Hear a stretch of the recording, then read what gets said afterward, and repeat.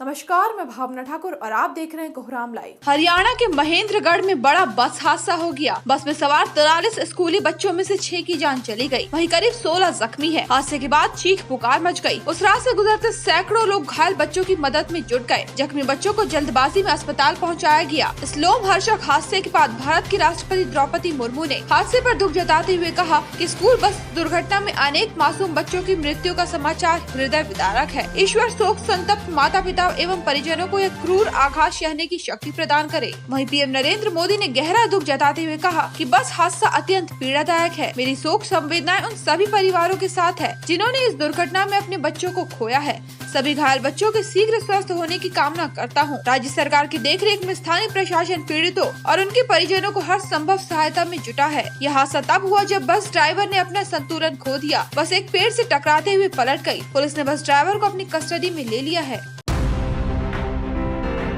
लोकसभा चुनाव से पहले चाईबासा में 15 हार्डकोर नक्सलियों ने आज सरेंडर कर दिया। इनमें 2 महिला और एक नाबालिग भी शामिल है। जिस तरह से नक्सली चुनाव बहिष्कार का ऐलान और पोस्टरबाजी कर भययुक्त माहौल बनाना चाहते हैं, ऐसे में माओवादियों के सरेंडर से संगठन को गहरा झटका लगा है। माओवादियों का अब कोई मकसद नहीं रह गया। उनका उद्देश्य केवल लेवी वसूली और डर भय पैदा करना रह गया है। चाईबासा में बचे खुचे जो भी नक्सली हैं, वे सरकार की सरेंडर पॉलिसी का फायदा उठाते हुए सरेंडर कर दे, वरना पकड़े जाएंगे या मारे जाएंगे। पुलिस जंगल में घुसकर ऑपरेशन चला रही है। चाईबासा पुलिस, सीआरपीएफ और कोबरा जवानों की यह बेहतरीन कामयाबी है। यह एक ऐतिहासिक दिन है। झारखंड पुलिस किसी भी सूरत में नक्सलियों का खात्मा कर ही दम लेगी। उन्हें किसी हालत में फलने फूलने नहीं दिया जाएगा। उग्रवादी संगठन पीएलएफआई लगभग दम तोड़ चुका है। इक्के दुक्के बचे होंगे, उन्हें भी खोज निकाला जाएगा। यह कहना है कोल्हान के डीआईजी मनोज रतन चौथे एवं चाईबासा के एसपी आशुतोष शेखर का।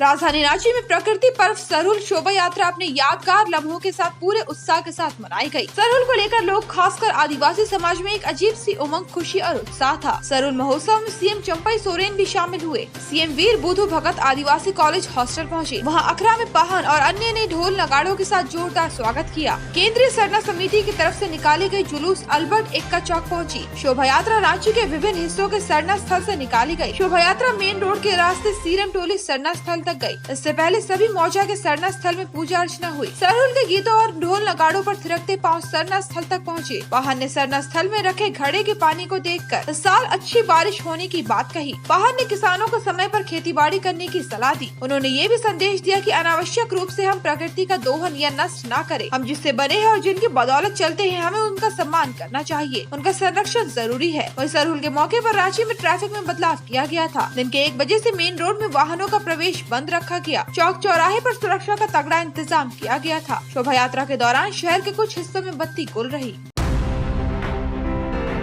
झारखंड के गवर्नर सीपी राधाकृष्णन ने कहा कि सरहुल महोत्सव मानव एवं प्रकृति का अन्योन्याश्रय संबंध है। सरहुल का वास्तविक अर्थ वृक्षों एवं प्रकृति की पूजा करना है। इस पर्व में यह संदेश निहित है कि प्रकृति के बिना मानव जाति का अस्तित्व नहीं है। यह उत्सव सभी के मध्य आपसी भाईचारे की भावना और सुदृढ़ करता है। सरहुल मानव जाति को प्रकृति की रक्षा करने का संदेश देता है। आज जहाँ पूरी दुनिया ग्लोबल वार्मिंग की चुनौती का सामना कर रहा है, वहीं सरहुल जैसे पर्व की संदेश अत्यंत सार्थक है। गवर्नर सीपी राधाकृष्णन आज रांची के जनजातीय एवं क्षेत्रीय भाषा विभाग में सरहुल पर्व पर आयोजित सरहुल महोत्सव में शामिल होने पहुंचे थे। उन्होंने कहा कि सरहुल हमारे राज्य के अहम त्योहारों में से एक है, जिसे देश के अन्य हिस्सों में भी बड़े उत्साह के साथ मनाया जाता है। यह पर्व जनजातीय समुदाय तक ही सीमित नहीं है, इसे सभी समुदाय के लोग पूर्ण उमंग के साथ मनाते हैं। उन्होंने सभी को आगामी पर्व रामनवमी की बधाई व शुभकामनाएं दी।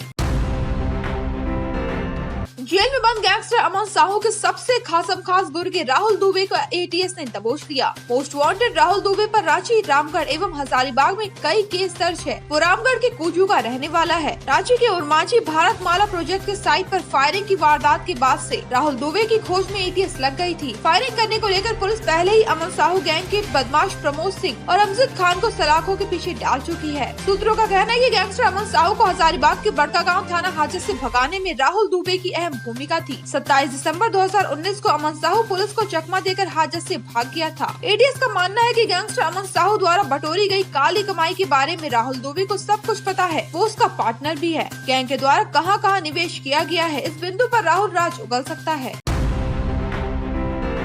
कभी घोर नक्सल एरिया माने जाने वाले रांची के तमाड़ में बन रही सड़क के नीचे छुपा कर रखा गया शक्तिशाली लैंड माइंस बरामद किया गया। करीब 8 किलो का यह लैंड माइंस एक कुकर में विस्फोटक भर कर रखा गया था। जगुआर की BDS टीम ने बरामद लैंड माइंस को नष्ट कर दिया। यह लैंड माइंस तमाड़ थाना क्षेत्र के मोनगोरा से अनारगोला जाने वाले राह पर जमीन के अंदर छुपा कर रखा गया था। नक्सलियों का इरादा चुनाव के समय कोई बड़े कांड को अंजाम देने का था। रांची के सीनियर SP चंदन कुमार सिन्हा ने मीडिया को बताया कि लोकसभा चुनाव को देखते हुए रांची पुलिस और SSB के जवानों के द्वारा लगातार एरिया डोमिनेशन का काम किया जा रहा है। जंगली इलाकों में बने सड़क पुलिया और बड़े नालों में ताका झाकी की जा रही है। इस क्रम में पुलिस को सड़क किनारे सटा हुआ कुछ कोटक वायर नजर आया। अंतिम छोर तक झांकने पर खुलासा हुआ कि सड़क के नीचे लैंड माइंस लगा हुआ है, जिसे BDS की टीम ने विस्फोट करवाकर नष्ट कर दिया। गोड्डा के भाजपा सांसद निशिकांत दुबे ने एक्स पर पोस्ट कर दावा किया है कि जेल में बंद पूर्व CM हेमंत सोरेन ने चंपई सोरेन को CM की कुर्सी छोड़ने का फरमान जारी कर दिया है। वहीं उनका दावा है कि हेमंत सोरेन अब अपनी पत्नी कल्पना सोरेन को CM की कुर्सी पर बैठाना चाहते हैं। सांसद निशिकांत का कहना है कि यही वजह है कि CM चंपई सोरेन गुजरे 2 रोज से न सरकारी कार्यक्रमों में पहुंच रहे हैं और न पार्टी के कार्यक्रम में शामिल हो रहे हैं। सांसद का पोस्ट सोशल मीडिया पर खूब वायरल हो रहा है। उन्होंने एक्स पर लिखा कि झारखंड की राजनीति में खेला होगा। पहले सीता सोरेन ने JMM छोड़ा, फिर लोबिन हेम्ब्रम ने राजमहल सीट से निर्दलीय चुनाव लड़ने की घोषणा की। चमरा लेंडा भी नाराज चल रहे हैं। ये सारे संकेत बता रहे हैं कि झारखंड की राजनीति में सब कुछ ठीक नहीं है। झारखंड में अगले 3 रोज तक मौसम का मिजाज बदला बदला सा रह सकता है। कल यानी 12 अप्रैल से 14 अप्रैल तक कहीं कहीं हल्की फुल्की बारिश हो सकती है। वहीं कुछ जगहों पर 40 किलोमीटर की रफ्तार से हवा चल सकती है। राजधानी रांची, खूंटी, गुमला, रामगढ़, हजारीबाग, बोकारो, सिमडेगा और सरायकेला खरसावा में बारिश होने के आसार है। यह जानकारी रांची मौसम विभाग के वैज्ञानिक अभिषेक आनंद ने मीडिया को दी। ऐसे ही दिन भर की बड़ी खबरों के लिए जुड़े रहिए कोहरामलाइव.com के साथ।